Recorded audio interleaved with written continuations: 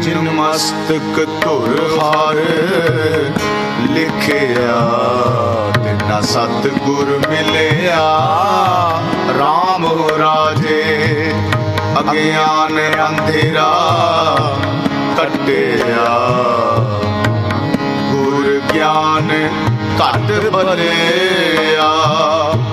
हर लद्दा रतन पदार्थों, फिर बोड़ ना चलिया। जन नानक नाम आराध्या, आराध हर मिलिया, हर मिलिया, हर मिलिया। पिछली पौड़ी अंदर गुरु ज्ञान दे नाल इस मन नूं होड़न दी गल कीती सी। गुर फरमान है गुर शब्दी एहो मन होड़ी है। मन जो हमेशा कूड़ दे पिछे भजन लई बड़ा तैयार रहिंदा है, इस नूं सच वाले पासे लाउण वास्ते कहो नानक सच ध्याईऐ, सुच होवै तां सच पाईऐ। संसार अंदर जितने भी उपद्र आदिक कूड़ दे करिश्मे दिखाई दे रहे ने, उहदे पिछे एक कारण ये भी है कि मनुखां दे जीवन विचों पवित्रता निकलदी जा रही है। पवित्रता आ सकती है केवल ते केवल गुरु ज्ञान राही। सिख मत अनुसार गुरु बाणी नूं मन्निया गया। बाणी गुरु, गुरु है बाणी, विच बाणी अमृत सारे। धन गुरु नानक देव जी महाराज जगत गुरु सतगुरु जी ने भी सिद्धां नूं जवाब दिता। शब्द गुरु सुरत धुन चेला। इस 13वीं पौड़ी अंदर सतगुरु जी तो बलिहार जाण दी गल करदे आं ते नाल ये भी नाल जो श्लोक अंकित ने इस विच प्रगट किया गया कि गुरबाणी दा संकल्प, धन गुरु नानक देव जी महाराज जी का संकल्प दुनिया नालों न्यारा है, वखरा है। आओ पहला श्लोक सरवण करिए, उपरंत गुरबाणी दी गुरमत दी विचार के सतगुरु जी दे न्यारे सिद्धांत नूं जानन दी कोशिश करांगे। श्लोक महला पहला। नानक मेर शरीर का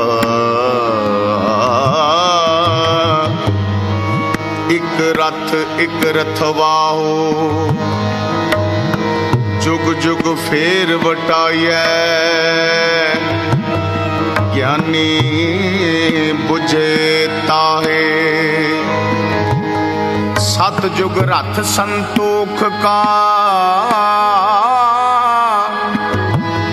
धर्म अगे रथवाओ, त्रित रथ जते का। जोर अगे रथवाहो,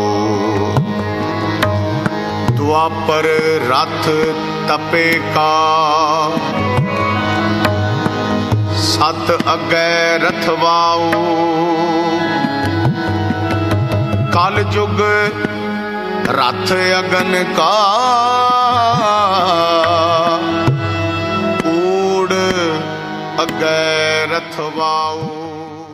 धर्म दी दुनिया विच 4 युगां दी ਅਤੇ 4 वेदां दी विचारधारा अत्यंत महत्वपूर्ण है।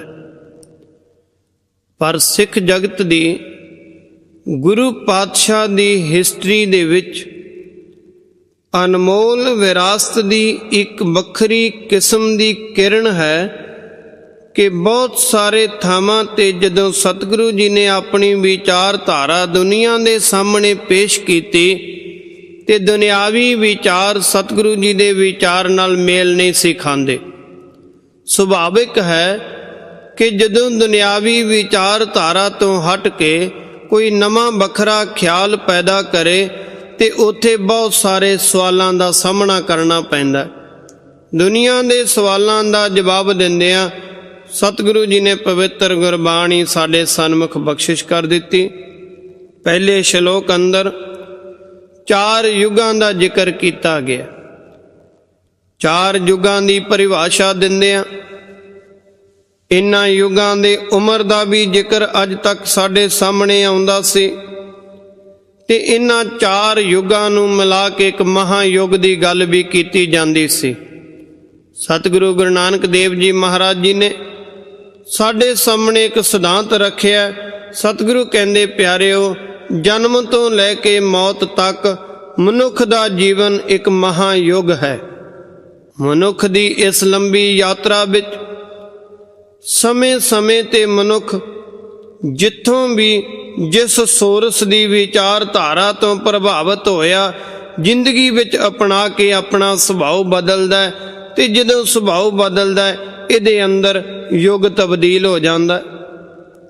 ਕਦੀ ਪਾਪੀ ਮਨੁੱਖ ਧਰਮੀ ਬਣਦਾ ਹੈ ਤੇ ਕਦੀ ਧਰਮੀ ਮਨੁੱਖ ਧਰਮ ਤੋਂ ਗਿਰ ਕੇ ਪਾਪੀ ਵੀ ਬਣ ਸਕਦਾ ਹੈ।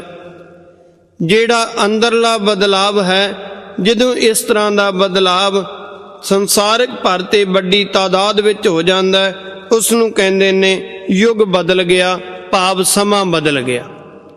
ਕਦੀ ਸਮਾਂ ਕਿਸੇ ਕਿਸਮ ਦਾ, ਕਦੀ ਕਿਸੇ ਕਿਸਮ ਦਾ ਚੱਲਦਾ ਰਹਿੰਦਾ ਹੈ। ਸਤਿਗੁਰੂ ਜੀ ਨੇ ਉਹਨਾਂ 4 ਯੁੱਗਾਂ ਦੇ ਸਿਧਾਂਤ ਨੂੰ ਲੈ ਕੇ ਮਨੁੱਖ ਦੇ ਜੀਵਨ ਨੂੰ 4 ਹਿੱਸਿਆਂ ਵਿੱਚ ਵੰਡ ਕੇ ਸਤਿਗੁਰੂ ਕਹਿੰਦੇ, ਪਿਆਰਿਓ, ਨਾਨਕ ਮੇਰ ਸਰੀਰ ਕਾ ਇੱਕ ਰਥ ਇੱਕ ਰਥਵਾਹ। ਮੇਰ ਨਾਮ ਹੈ ਸ਼੍ਰੋਮਣੀ, ਉਹ ਪਰਬਤ ਜਿਸ ਪਰਬਤ ਵਿੱਚੋਂ ਸੋਨੇ ਤੇ ਹੀਰੇ ਮਿਲਦੇ ਨੇ, ਉਸ ਨੂੰ ਸੁਮੇਰ ਪਰਬਤ ਕਿਹਾ। ਮਾਲਾ ਦਾ ਮਣਕਾ ਜੋ ਸਿਖਰ ਤੇ ਹੁੰਦਾ ਹੈ, ਜਿੱਥੋਂ ਬਾਰ-ਬਾਰ ਗਿਣਤੀ ਸ਼ੁਰੂ ਹੁੰਦੀ, ਉਸ ਨੂੰ ਵੀ ਮੇਰ ਕਿਹਾ। ਸਤਿਗੁਰੂ ਕਹਿੰਦੇ 84 ਲੱਖ ਜੂਨੀਆਂ ਵਿੱਚੋਂ ਮਨੁੱਖਾ ਸਰੀਰ ਸ਼੍ਰੋਮਣੀ ਹੈ, ਮੇਰ ਹੈ, ਉੱਤਮ ਹੈ। ਇਹ ਜੀਵਨ ਮਨੁੱਖ ਦਾ ਸਰੀਰ ਰੂਪੀ ਰਥ ਵਿੱਚ ਚੱਲ ਰਿਹਾ। ਇਹਦੀ ਜ਼ਮੀਰ, ਇਹਦੀ ਆਤਮਾ ਇਹਦੇ ਵਿੱਚ ਰਥਵਾਨ ਬਣ ਕੇ ਬੈਠੀ ਹੈ। ਜੁਗ ਜੁਗ ਫੇਰ ਬਟਾਈਆ ਗਿਆਨੀ ਬੁੱਝਾਂ ਤਾਂ। ਕੋਈ ਗਿਆਨਵਾਨ ਹੀ ਇਸ ਨੂੰ ਬੁੱਝ ਸਕਦੇ ਨੇ ਕਿ ਜੀਵਨ ਦੀ ਯਾਤਰਾ ਵਿੱਚ ਬੇਅੰਤ ਵਾਰੀ ਮਨੁੱਖ ਜਿਸ ਤਰ੍ਹਾਂ ਪ੍ਰਭਾਵਿਤ ਹੁੰਦਾ, ਆਪਣਾ ਸੁਭਾਅ ਬਦਲਦਾ। ਕਦੀ ਤੇ ਇਸ ਦੇ ਜੀਵਨ ਅੰਦਰ ਸੰਤੋਖ ਆਉਂਦਾ ਹੈ ਤੇ ਜਦੋਂ ਸੰਤੋਖ ਆਉਂਦਾ ਉਸ ਵੇਲੇ ਧਰਮੀ ਬਣਦਾ, ਕਿਉਂਕਿ ਲੋਭੀ ਧਰਮੀ ਨਹੀਂ ਬਣ ਸਕਦਾ। ਜੇ ਲੋਭੀ ਧਰਮੀ ਬਣਨ ਤੁਰੇ, ਧਰਮੀ ਅਖਵਾ ਸਕਦਾ ਪਰ ਬਣ ਨਹੀਂ ਸਕਦਾ, ਕਿਉਂਕਿ ਧਰਮ ਦੇ ਰਸਤੇ ਵਿੱਚ ਲੋਭ ਤੇ ਰੁਕਾਵਟ ਹੈ। ਜਹਾਂ ਲੋਭ ਤਹਾਂ ਪਾਪ ਹੈ। ਲੋਭੀ ਜੀਵਨ ਪਾਪ ਕਰ ਸਕਦਾ, ਧਰਮ ਨਹੀਂ ਕਮਾ ਸਕਦਾ। ਧਰਮੀ ਦੇ ਕੋਲ ਸੰਤੋਖ ਹੈ। ਸਤਿਗੁਰੂ ਕਹਿੰਦੇ, ਸਤਿਯੁਗ ਰਥ ਸੰਤੋਖ ਕਾ ਧਰਮ ਅਗੈ ਰਥਵਾਹ। ਜਦੋਂ ਮਨੁੱਖ ਦੇ ਜੀਵਨ ਨੂੰ ਸੰਤੋਖ ਚਲਾ ਰਿਹਾ ਹੋਵੇ ਤੇ ਧਰਮ ਇਹਦਾ ਪ੍ਰਮੁੱਖ ਨਿਸ਼ਾਨਾ ਹੋਵੇ, ਉਸ ਵੇਲੇ ਇਹ ਸਤਿਯੁਗੀ ਜੀਵਨ ਹੈ। ਤ੍ਰੇਤੈ ਰਥ ਜਤੈ ਕਾ ਜੋਰ ਅਗੈ ਰਥਵਾਹੁ। ਤੇ ਜਿਸ ਵੇਲੇ ਮਨੁੱਖ ਜਤ ਰੂਪ ਰਥ ਦੇ ਵਿੱਚ ਬੈਠਾ ਹੋਵੇ, ਭਾਵ ਜ਼ਿੰਦਗੀ ਦਾ ਨਿਸ਼ਾਨਾ ਇਹਦੇ ਅੰਦਰ ਸੂਰਮ ਗਤੀ ਹੋਵੇ, ਕੁਝ ਕਰਨ ਦੀ, ਪਰਉਪਕਾਰ ਦੀ, ਸਰਬੱਤ ਦੇ ਭਲੇ ਦੇ ਮਿਸ਼ਨ ਦੀ ਜਾਂ ਸੇਵਾ ਕਰਨ ਦੀ ਜੁਝਾਰੂ ਬਿਰਤੀ ਹੋਵੇ, ਤੇ ਉਸ ਵੇਲੇ ਇਹ ਸੂਰਮ ਗਤੀ ਦੇ ਰਥ ਦੇ ਉੱਪਰ ਸਵਾਰ ਹੋ ਕੇ ਜਦੋਂ ਤੁਲਦਾ ਹੈ ਤੇ ਇਹਨੂੰ ਫਿਰ ਜਤੀ ਰਹਿਣਾ ਤੇ ਅੰਤ ਜ਼ਰੂਰੀ ਹੈ। ਫਿਰ ਇਹਦੇ ਅੰਦਰ ਬਲਬਲੇ ਹੁੰਦੇ ਨੇ। ਇਹ ਆਪਣੇ ਗਿਆਨ ਇੰਦਰੀਆਂ ਨੂੰ ਦੁਨਿਆਵੀ ਰਸਾਂ ਤੋਂ ਬਚਾ ਕੇ ਹੀ ਇਸ ਪਾਸੇ ਤੁਰ ਸਕਦਾ ਹੈ। ਉਸ ਯੁੱਗ ਨੂੰ ਕਹਿ ਦਿੱਤਾ, ਇਸ ਜੀਵਨ ਦੀ ਅਵਸਥਾ ਨੂੰ ਸਤਿਗੁਰੂ ਜੀ ਦੀਆਂ ਨਜ਼ਰਾਂ ਵਿੱਚ ਤ੍ਰੇਤਾ ਮੰਨਿਆ। ਦੁਆਪਰ ਵਿੱਚ ਤਪ, ਭਾਵ ਜਦੋਂ ਮਨੁੱਖ ਦੀ ਜ਼ਿੰਦਗੀ ਦਾ ਨਿਸ਼ਾਨਾ ਹੋਵੇ ਉੱਚਾ ਆਚਰਣ। ਪਵਿੱਤਰ ਪੰਕਤੀਆਂ ਨੇ, ਤ੍ਰੇਤੈ ਰਥ ਜਤੈ ਕਾ ਜੋਰ ਅਗੈ ਰਥਵਾਹੁ। ਦੁਆਪਰ ਰਥ ਤਪੈ ਕਾ ਸਤ ਅਗੈ ਰਥਵਾਹੁ। ਸਤ ਮਨੁੱਖ ਦੀ ਜ਼ਿੰਦਗੀ ਦਾ ਨਿਸ਼ਾਨਾ ਹੋਵੇ ਤੇ ਇਹ ਸਤ ਦੇ ਰਸਤੇ ਤੇ ਸਤ ਦੇ ਅਰਥ ਨੇ ਉੱਚਾ ਆਚਰਣ, ਪਵਿੱਤਰ ਜੀਵਨ। ਤੇ ਪਵਿੱਤਰ ਜੀਵਨ ਜਿਉਣ ਵਾਸਤੇ ਇਹਨੂੰ ਕੁਛ ਤਪ ਵੀ ਕਰਨਾ ਹੁੰਦਾ ਹੈ। ਕਹਿੰਦੇ ਨੇ ਸਭ ਤੋਂ ਵੱਡਾ ਤਪ ਹੈ ਇਹ ਧਿਆਨ ਨੂੰ ਮੈਲੇ ਪਾਸੇ ਤੋਂ ਰੋਕਣਾ ਔਰ ਪਵਿੱਤਰਤਾ ਵੱਲ ਲਾ ਕੇ ਰੱਖਣਾ। ਜਦੋਂ ਗੁਰੂ ਗਿਆਨ ਇਹਦੇ ਅੰਦਰ ਪ੍ਰਵੇਸ਼ ਕਰਦਾ ਹੈ, ਇਹਨੂੰ ਧਰਮੀ ਹੋਣ ਦਾ ਚਾਉ ਜਾਗਦਾ ਹੈ, ਇਹ ਆਪਣਾ ਆਪਾ ਗੁਰੂ ਨੂੰ ਸਮਰਪਿਤ ਕਰ ਦਿੰਦਾ ਹੈ। ਤਾਨ ਮਨ ਧਨ ਸਭ ਸੌਂਪ ਗੁਰ ਕੋ ਹੁਕਮ ਮੰਨਿਆ ਪਾਈਐ, ਤੇ ਉਸ ਜੀਵਨ ਨੂੰ ਦੁਆਪਰ ਕਹਿ ਦਿੱਤਾ ਹੈ। ਤੇ ਜੋ ਜੀਵਨ ਅੱਜ ਦੁਨੀਆ ਤੇ ਬਹੁਤਾਤ ਦਿਖਾਈ ਦੇ ਰਿਹਾ ਹੈ, ਸਤਿਗੁਰੂ ਜੀ ਕਹਿੰਦੇ ਕਲਯੁਗ ਰਥ ਅਗਨ ਕਾ ਕੂੜ ਅਗੈ ਰਥਵਾਹੁ। ਜਦੋਂ ਮਨੁੱਖ ਦੀ ਜ਼ਿੰਦਗੀ ਦਾ ਨਿਸ਼ਾਨਾ ਤ੍ਰਿਸ਼ਨਾ ਹੀ ਬਣ ਗਈ। ਅਗਨੀ ਦੇ ਅਰਥ ਨੇ ਇੱਥੇ ਤ੍ਰਿਸ਼ਨਾ। ਜੋ ਮਨ ਮੰਗਦਾ ਹੈ ਉਹ ਪ੍ਰਾਪਤ ਕਰਨ ਲਈ ਤੁਰਦਾ ਪਿਆ ਹੈ। ਮਨ ਅੱਖਾਂ ਰਾਹੀਂ ਮੈਲਾ ਰਸ ਮੰਗਦਾ ਹੈ, ਇਸ ਰਸ ਦੀ ਪ੍ਰਾਪਤੀ ਦੇ ਲਈ ਜੀਵਨ ਭ੍ਰਿਸ਼ਟ ਕਰ ਰਿਹਾ ਹੈ। ਮਨ ਕੰਨਾਂ ਰਾਹੀਂ ਮੈਲਾ ਰਸ ਮੰਗਦਾ ਹੈ, ਇਸ ਰਸ ਨੂੰ ਪ੍ਰਾਪਤ ਕਰਨ ਵਾਸਤੇ ਮਨੁੱਖ ਪਤਾ ਨਹੀਂ ਕੀ ਕੁਛ ਸੁਣੀ ਜਾ ਰਿਹਾ ਹੈ। ਹਰ ਗਿਆਨ ਇੰਦਰੀ ਰਾਹੀਂ ਮਨ ਨੇ ਜੋ ਮੰਗਿਆ, ਇਹ ਤ੍ਰਿਸ਼ਨਾ ਦੀ ਅਗਨੀ ਦੇ ਵਿੱਚ ਜੀਵਨ ਕੂੜ ਵਾਲਾ ਹੋ ਗਿਆ। ਠੱਗੀ ਠੋਰੀ ਤੇ ਤੁਲ ਪਿਆ, ਇਹਦੇ ਅੰਦਰ ਜੀਵਨ ਦੀ ਪਵਿੱਤਰਤਾ ਨਾ ਰਹੀ, ਮਲੀਨਤਾ ਹੋ ਗਈ। ਇਸ ਤਰ੍ਹਾਂ ਦੇ ਜੀਵਨ ਨੂੰ ਸਤਿਗੁਰੂ ਜੀ ਨੇ ਕਲਯੁਗੀ ਜੀਵਨ ਮੰਨਿਆ। ਭਾਵੇਂ ਯੁਗਾਂ ਦੀ ਵਿਚਾਰ ਸਮੇਂ ਦੇ ਨਾਲ ਜੋੜ ਕੇ ਸਾਡੇ ਸਾਹਮਣੇ ਦੁਨੀਆ ਨੇ ਪੇਸ਼ ਕੀਤੀ, ਪਰ ਸਤਿਗੁਰੂ ਕਹਿੰਦੇ ਪਿਆਰਿਓ, ਇਹ ਮਨੁੱਖ ਦੀ ਜੀਵਨ ਦੇ ਸੁਭਾਅ ਕਾਰਨ ਇਹਦੇ ਅੰਦਰ ਕਦੀ ਸਤਯੁਗ, ਕਦੀ ਤ੍ਰੇਤਾ, ਕਦੀ ਦੁਆਪਰ, ਕਦੀ ਕਲਯੁਗ। ਕਦੀ ਮਨੁੱਖ ਸਤਯੁਗੀ ਹੈ, ਕਦੀ ਕਲਯੁਗੀ ਹੈ। ਅੰਮ੍ਰਿਤ ਵੇਲੇ ਜਾ ਕੇ ਕੀਰਤਨ ਦਾ ਰਸ ਮਾਣਦਾ, ਸਤਯੁਗੀ ਹੈ।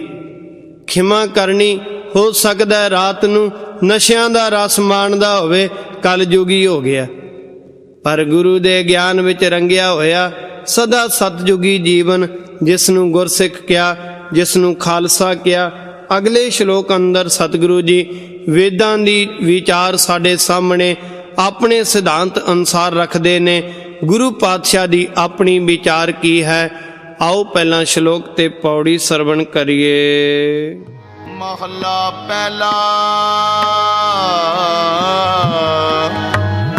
ਸਾਮ ਕਹੇ सितंबर स्वामी,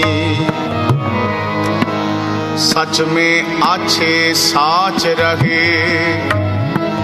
सबको सच समावै, रिग के रहा भरपूर,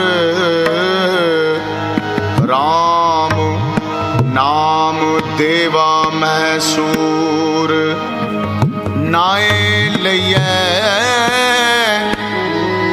प्राचत जाए, नानक तो मुख अंतर पाहे, जुज में जोर छली चंद्रावल, कान कृष्ण जादम भया,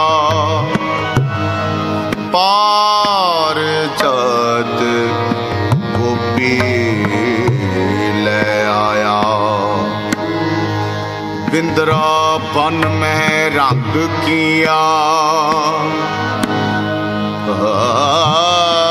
कल में वेद अथर्वण हुआ,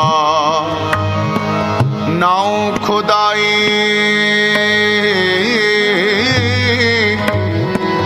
अलोभया, नील वस्त्र ले कपड़े पहरे, तुर्क पठानी अमल किया,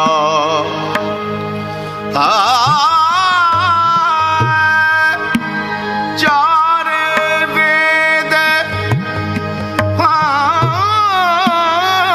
हो ये सच्चार, पढ़े गुण तिन चार विचार, भौ भगत कर नीच सदाए,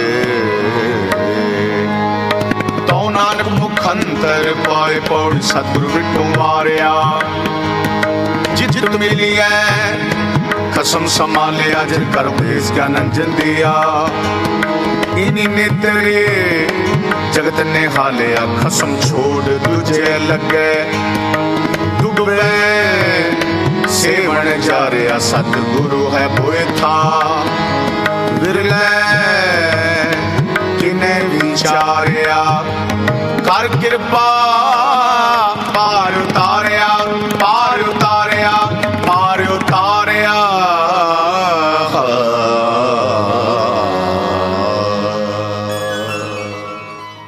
ਸਤਿਗੁਰੂ ਜੀ ਨੇ ਪਾਵਨ ਪਵਿੱਤਰ ਗੁਰਬਾਣੀ ਅੰਦਰ ਜਦੋਂ ਦੂਸਰੇ ਧਰਮਾਂ ਦੀ ਜਾਂ ਦੂਸਰੇ ਧਾਰਮਿਕ ਗ੍ਰੰਥਾਂ ਦੀ ਜਾਂ ਕਿਸੇ ਮਜ਼ਹਬ ਫਿਰਕੇ ਦੀ ਵਿਚਾਰਧਾਰਾ ਨੂੰ ਸਾਡੇ ਸਾਹਮਣੇ ਪ੍ਰਗਟ ਕੀਤਾ ਤੇ ਇੱਕ ਸਿਧਾਂਤ ਅਪਣਾਇਆ ਕਿ ਪਹਿਲਾਂ ਤੇ ਉਸ ਧਰਮ ਦੀ ਵਿਚਾਰਧਾਰਾ ਕਹਿ ਦਿੱਤੀ, ਫਿਰ ਆਪਣਾ ਸਿਧਾਂਤ ਦੱਸ ਕੇ ਅਸਲੀ ਤੱਤ ਨਿਖਾਰ ਦਿੱਤਾ। ਸ੍ਰੀ ਆਸਾ ਦੀ ਵਾਰ ਦੀ ਇਸ 13ਵੀਂ ਪੌੜੀ ਦੇ ਨਾਲ ਇਹ ਜੋ ਦੂਸਰਾ ਸ਼ਲੋਕ ਹੈ, ਇਸ ਵਿੱਚ ਪਹਿਲਾਂ ਚਾਰਾਂ ਵੇਦਾਂ ਦੀ ਵਿਚਾਰਧਾਰਾ ਸਾਡੇ ਸਾਹਮਣੇ ਰੱਖਦਿਆਂ ਫਿਰ ਸਤਿਗੁਰੂ ਆਪਣੀ ਵਿਚਾਰ ਦੱਸ ਕੇ ਪੌੜੀ ਅੰਦਰ ਗੁਰੂ ਦੇ ਗਿਆਨ ਦੀ ਮਹੱਤਤਾ ਪ੍ਰਗਟ ਕਰ ਰਹੇ ਹਨ। ਸਤਿਗੁਰੂ ਜੀ ਕਹਿੰਦੇ ਕਿ ਸ਼ਾਮ ਵੇਦ ਦੀ ਵਿਚਾਰ ਹੈ। ਪੰਕਤੀ ਹੈ ਸ਼ਾਮ ਕਹੈ ਸਿਤੰਬਰ ਸੁਆਮੀ, ਭਾਵ ਸਤਜੁਗ ਵਿੱਚ ਸ਼ਾਮ ਵੇਦ ਦੀ ਵਿਚਾਰਧਾਰਾ ਅਨੁਸਾਰ ਵਾਹਿਗੁਰੂ ਪਰਮੇਸ਼ਰ ਦਾ ਨਾਮ ਸਿਤੰਬਰ ਪ੍ਰਸਿੱਧ ਹੋ ਗਿਆ ਸੀ। ਸਿਤੰਬਰ ਦੇ ਅਰਥ ਨੇ ਸਫੈਦ ਅੰਬਰ, ਭਾਵ ਸਫੈਦ ਵਸਤਰਾਂ ਵਾਲਾ। ਇੱਥੇ ਜੀਵਨ ਦੀ ਪਵਿੱਤਰਤਾ ਵੱਲ ਵੀ ਇਸ਼ਾਰਾ ਹੋ ਸਕਦਾ। ਤੋ ਖੈਰ ਇੱਥੇ ਵੇਦ ਦੀ ਵਿਚਾਰਧਾਰਾ ਦੱਸ ਕੇ ਸਤਿਗੁਰੂ ਕਹਿੰਦੇ ਉਸ ਵੇਲੇ ਰੱਬ ਨੂੰ, ਵਾਹਿਗੁਰੂ ਪਰਮੇਸ਼ਰ ਨੂੰ ਸਿਤੰਬਰ ਮੰਨ ਕੇ ਪੂਜਾ ਹੋ ਰਹੀ ਸੀ, ਜੋ ਸਦਾ ਸੱਚ ਵਿੱਚ ਟਿਕਿਆ ਰਹਿੰਦਾ ਹੈ। ਹਰੇਕ ਜੀਵ ਸੱਚ ਵਿੱਚ ਲੀਨ ਹੁੰਦਾ ਹੈ। ਜਿਸੇ ਨੂੰ ਹੀ ਪਿੱਛੇ ਸਤਜੁਗ ਰਥ ਸੰਤੋਖ ਕਾ ਧਰਮ ਅਗੈ ਰਥਵਾਹੋ ਕਿਹਾ, ਭਾਵ ਆਮ ਤੌਰ ਤੇ ਹਰੇਕ ਜੀਵ ਸੱਚ ਵਿੱਚ, ਧਰਮ ਵਿੱਚ ਦ੍ਰਿੜ ਸੀ, ਸਿਦਕਵਾਨ ਸੀ। ਉਸ ਵੇਲੇ ਸਤਜੁਗ ਵਰਤ ਰਿਹਾ ਸੀ।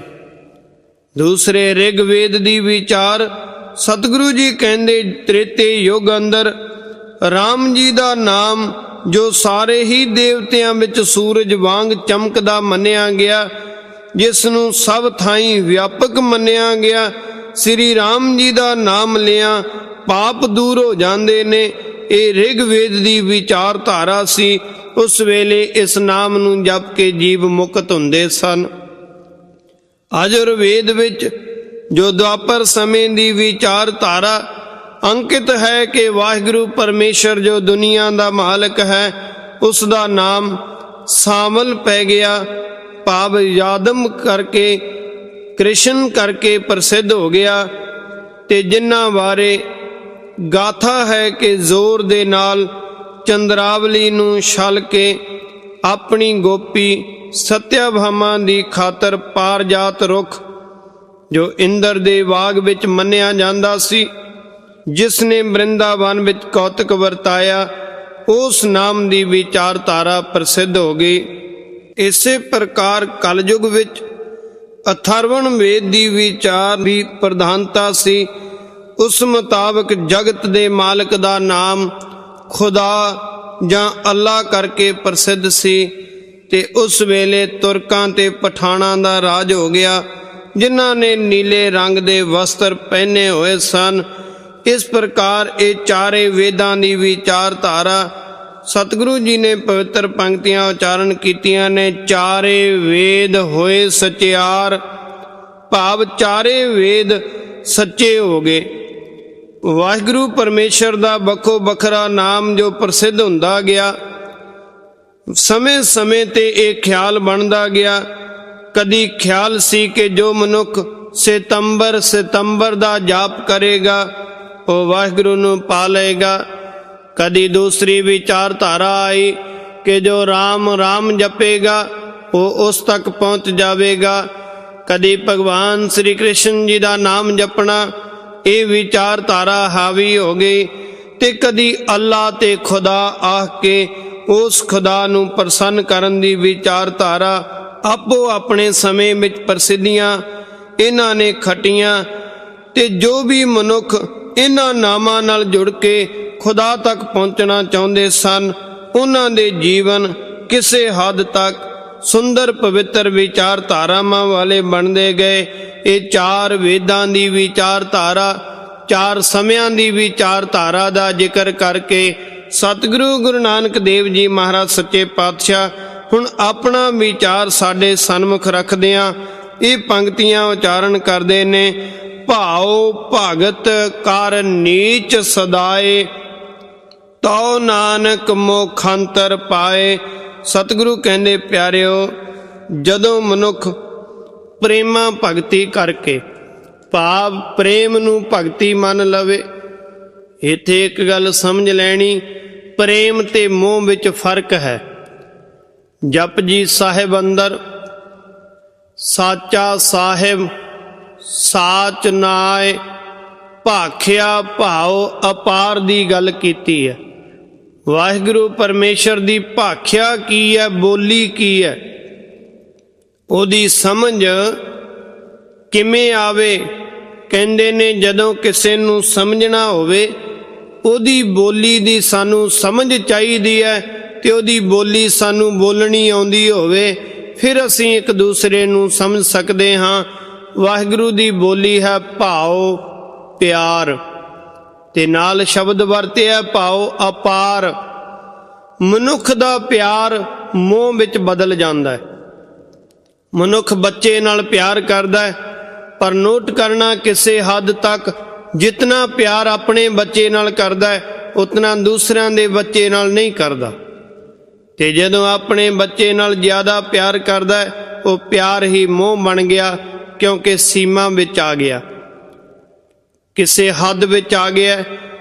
ਧੰਨ ਗੁਰੂ ਗੋਬਿੰਦ ਸਿੰਘ ਸਾਹਿਬ ਜੀ ਮਹਾਰਾਜ ਕਹਿੰਦੇ, ਸਾਚ ਕਹੋ ਸੁਨ ਲੇਹੋ ਸਭ ਹੈ, ਜਿਨ ਪ੍ਰੇਮ ਕੀਓ ਤਿਨ ਹੀ ਪ੍ਰਭ ਪਾਇਓ। ਜਿਸ ਨੂੰ ਮਨੁੱਖਤਾ ਦਾ ਪਿਆਰ ਕਿਹਾ, ਉਹ ਦਇਆ ਵਿੱਚੋਂ ਨਿਕਲਦਾ ਹੈ, ਉਹ ਤਰਸ ਵਿੱਚੋਂ ਨਿਕਲਦਾ ਹੈ। ਉਸ ਪਿਆਰ ਵਿੱਚ ਆਪਣੇ ਤੇ ਬਗਾਨੇ ਦਾ ਕੋਈ ਖਿਆਲ ਨਹੀਂ ਹੁੰਦਾ। ਇਸ ਪਿਆਰ ਵਿੱਚ ਸਤਿਗੁਰੂ ਜੀ ਦੇ ਅਨੰਦ ਪਿਆਰੇ ਗੁਰਸਿੱਖ ਭਾਈ ਸਾਹਿਬ ਭਾਈ ਕਨ੍ਹਈਆ ਜੀ, ਆਨੰਦਪੁਰ ਸਾਹਿਬ ਦਾ ਜੰਗ ਹੋ ਰਿਹਾ, ਜ਼ਖਮੀਆਂ ਨੂੰ ਪਾਣੀ ਪਿਲਾਉਂਦੇ ਨੇ।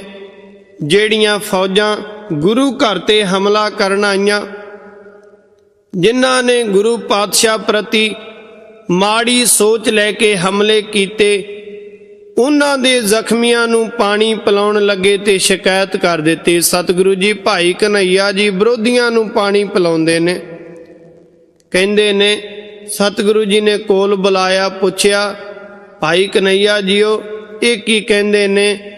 ਕਹਿਣ ਲੱਗਾ, ਸਤਿਗੁਰੂ ਜੀ ਇਹ ਆਪਣੀ ਦ੍ਰਿਸ਼ਟੀ ਨਾਲ ਸੱਚ ਕਹਿੰਦੇ ਪਏ ਨੇ, ਪਰ ਮੈਂ ਆਪਣੀ ਅਵਸਥਾ ਦੱਸਾਂ ਕਿ ਮੈਂ ਜਿਸ ਦੇ ਮੁਖ ਵਿੱਚ ਪਾਣੀ ਪਾਉਂਦਾ ਸੀ, ਮੈਨੂੰ ਤੇ ਇੰਜ ਲੱਗਦਾ ਸੀ ਸਤਿਗੁਰੂ ਜੀ ਮੈਂ ਆਪ ਜੀ ਦੇ ਹੀ ਮੁਖ ਵਿੱਚ ਪਾਣੀ ਪਾ ਰਿਹਾ ਹਾਂ।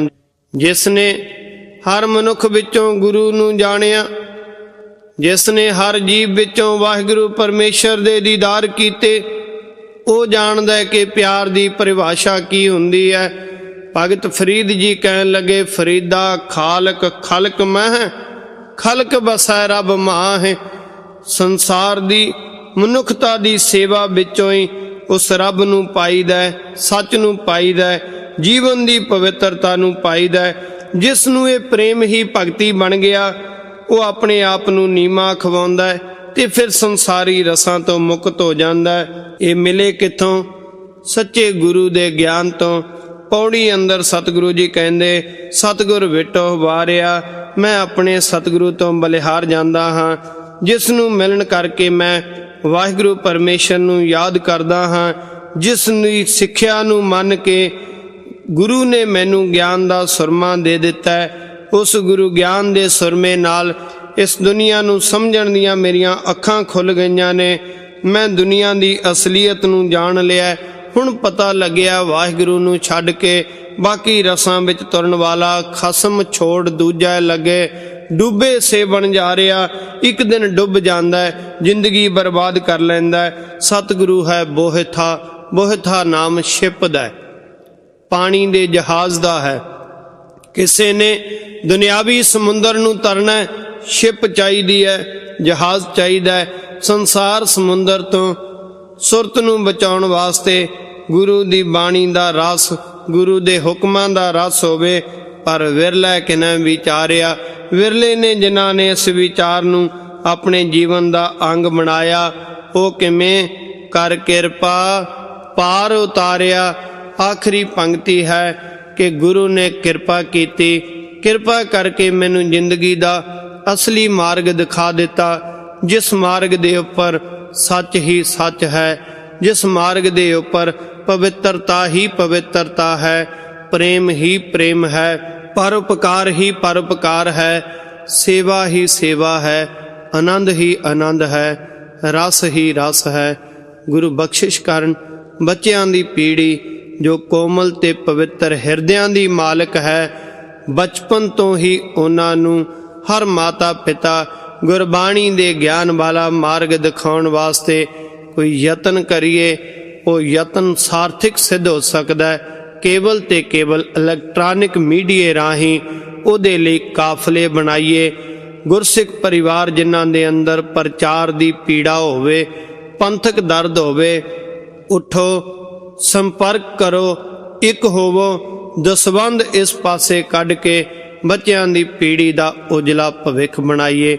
ਗੁਰੂ ਗਿਆਨ ਪ੍ਰਚਾਰ ਪ੍ਰਸਾਰ ਲਈ ਸਦਾ ਯਤਨਸ਼ੀਲ ਹੋਈਏ। ਭੁੱਲਾਂ ਚੁੱਕਾਂ ਦੀ ਖਿਮਾ। ਫਤਿਹ ਗਜਾਣਾ ਜੀ। ਵਾਹਿਗੁਰੂ ਜੀ ਕਾ ਖਾਲਸਾ, ਵਾਹਿਗੁਰੂ ਜੀ ਕੀ ਫਤਿਹ।